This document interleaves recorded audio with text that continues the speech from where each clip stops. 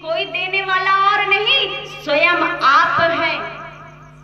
गुरु जी के नेत्रों में आंसू आ पड़े। कहने लगे, बताओ, मैं सदियों से कथा कहते चला आ रहा हूं, लेकिन ये श्रद्धा नहीं था, ये विश्वास नहीं था मुझे।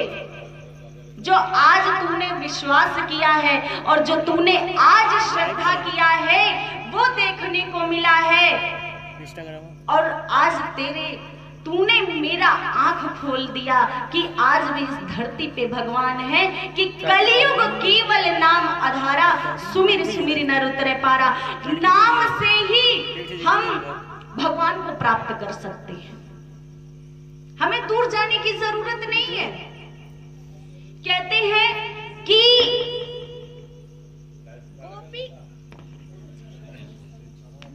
घिस डाला, गजराज ने कहा मंत्र पढ़ डाला। गोपी किसी कॉलेज में नहीं गई थी पढ़ने, न कहीं डिग्री प्राप्त की थी, लेकिन वो स्वयं प्रभु को पा गई थी। कहते हैं कि अगर जंगल में जाने से भगवान मिल जाता तो जंगल में गीदड़ और शेर का जन्म ही होता है, क्यों नहीं वो भगवान को प्राप्त कर लेते। ये संसार क्या है, मोह निशाचर सोह निहारा, देखो स्वप्न अनेक प्रकारा। जब हम सोते हैं, सोते वक्त जो स्वप्न हम देखते हैं तो मालूम लगता है कि हम ये हकीकत हमारे साथ हो रहा है, और जैसे ही उस स्वप्न से हम उठते हैं तो पता चलता है कि ये स्वप्न है, तो ये स्वप्न की माया है। अगर हकीकत कोई है तो वो ईश्वर है। कहते हैं हम विवाह करना हमारा धर्म है, गृहस्थी चलाना हमारा धर्म है, बच्चे पैदा करना हमारा धर्म है, लेकिन उसके प्रति लिप्त रहना ये हमारा धर्म नहीं है। अगर हम किसी के प्रति लिप्त रहे, वो मात्र एक है, ईश्वर का नाम है। कहते कौन कौन वृंदावन गया है, जरा हाथ ऊपर करें। कोई गया है आप लोगों से वृंदावन? तो आइए हम अपने मन को लेके चलते हैं श्रीधाम वृंदावन में, जहां वृंदावन में हमारे श्री कृष्ण विराजमान है और बरसाने में हमारी राधा रानी विराजमान है। कहते हैं कि जब हमारे कन्हैया का जन्म हुआ था तो सारी गोपियां बड़ी सज धज के आई थी कि नंद को छोरा भयो है, लेकिन जो हमारे कन्हैया थे बड़ी बड़ी लीला करते थे। उनकी ऐसी ऐसी लीला, मधुर मधुर लीला सुनकर अपने जीवन को कृतार्थ करिए। कहते हैं कि हमारे कन्हैया जी जब छोटे थे, पालना में झूल रहे थे, तभी झूलते हुए उनकी आंखें खुली। वो आंख को मिसते हुए मां यशोदा के पास गए। और कहा जाता है वृंदावन कैसा है, रमण रेति ले उठो नहीं, कियो न जमुना पान, रे मन मूर्ख समझियो नहीं, ब्रज के तत्व महान। अगर हम वृंदावन जाएं, रज में लौटे नहीं और यमुना जी का पान नहीं किए तो जाना हमारा व्यर्थ है। अगर हम जाएं तो अवश्य है कि हमें वहां वृंदावन की रज को लेना चाहिए और यमुना जी का पान करना चाहिए, तभी तो उसके तत्व के महान की विशेषता हम जान सकते हैं, अन्यथा कैसे जान सकते हैं।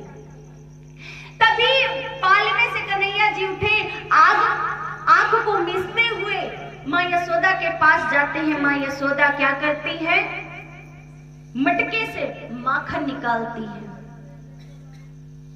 तभी मैया ने मक्खन छोड़कर कन्हैया से को नचाने लगती हैं। एक गोपी बड़े ध्यान से देख रही थी और इतनी मग्न हो गई, दौड़ते दौड़ते आई, सारी गोपियों से कहने लगी, अरे गोपिया, तुमने देखा नंद के छोरे ने वाक्य कितनो प्यारो नृत्य कियो है, वाक्य बड़े सुंदर लागे। तभी ने कहा, एक गोपी ने कहा, अच्छा गोपी कैसे नाच रहे थे? कहने लगी, क्या बताएं, पैरों में घुघरू, कमर में करधनी और बालों में मोर के पंख, गले में बैजंती माला, ठुमक ठुमक के नाचे कन्हैया यशोदा के अंगनैया। आज यशोदा के अंगनैया में हमारे कन्हैया नाच रहे हैं। चल के देखो तो आंखें हमारी बार बार उसी को देखने को, उसी दृश्य को, उसी छवि को देखने को मांगते हैं। कृपया आप भी चलें। अब एक गोपी कहने लगी, देखो भैया, मेरी कहीं ऐसा होता है कि हर जगह सासू चली जाती है, अपनी बहुओं को नहीं लेके जाती है। क्यों नहीं लेके जाती? कारण है कि बहू घर में देखेगी। तभी वो बोली, देखो ऐसा है, मेरी सास बड़ी कट्टर है और हर जगह चली जाती है, मुझे नहीं लेके जाती है।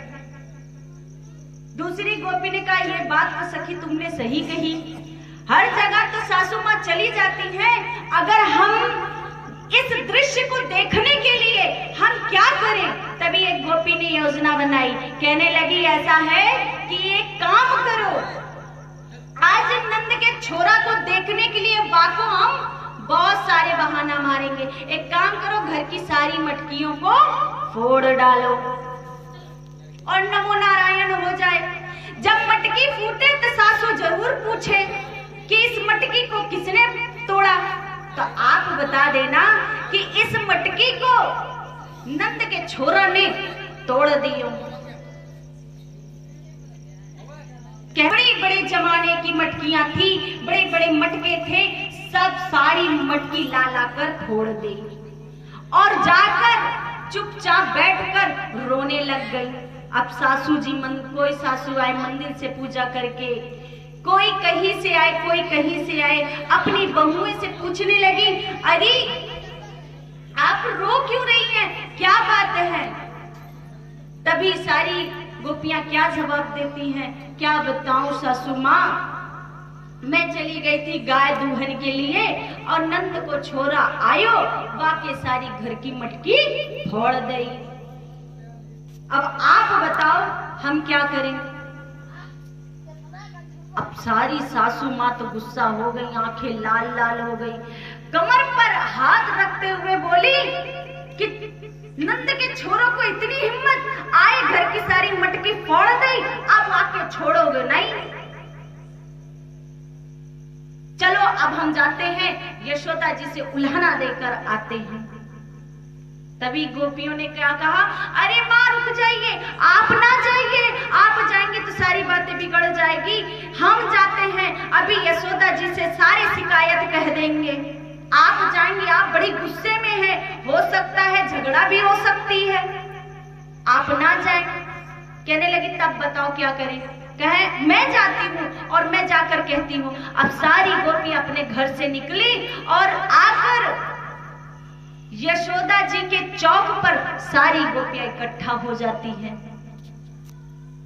अब गोपियां आती हैं तो उधर माँ यशोदा तुलसी जी को जल दे रही थी। खिड़की से देखा तो कहने लगी, अरे आज तो मेरे घर कोई जन्मदिन भी नहीं है, ना ही कोई महोत्सव है, ना ही सत्यनारायण जी की कोई कथा है, बाकी सारी गोपियां किधर आ रही हैं? मेरे घर आ रही हैं लगता है।